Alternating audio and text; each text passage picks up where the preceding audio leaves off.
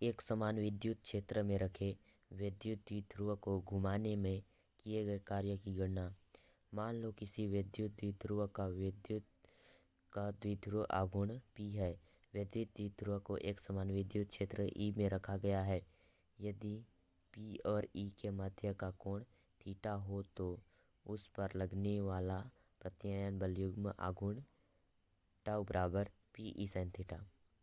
तो विद्युत द्विध्रुव को अल्प कोण d थीटा में घुमाने में किया गया कार्य dw हो तो d थीटा, जहाँ भी अल्प कोण आया मतलब d थीटा, तो dw बराबर टाउ इंटू d थीटा।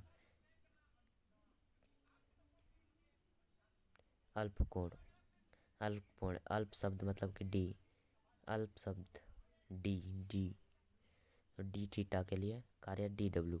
समीकरण पहला में टाउ का मान रखने पर dw बराबर P E sin theta, tau का मान है P E sin थीटा, तो P E sin theta into d theta. अब विद्युत द्विध्रुव को 0 डिग्री से थीटा तक घुमाने में किया गया कुल कार्य W हो तो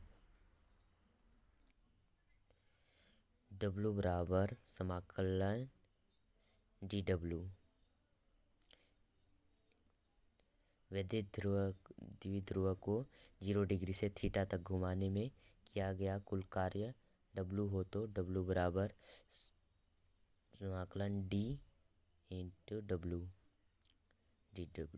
समीकरण दूसरा में dw का मान रखने पर W बराबर समाकलन P E sin theta into d theta.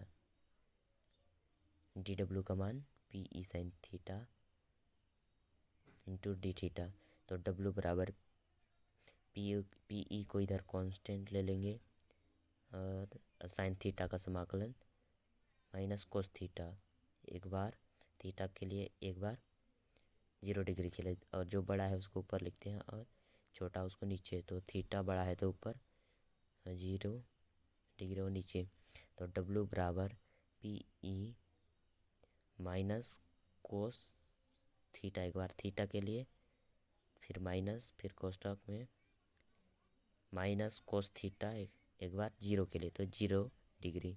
W बराबर P E minus cos theta minus और माइनस प्लस कोस 0 डिग्री। क्योंकि कोस 0 डिग्री बराबर 1 होता है, इसलिए W बराबर P E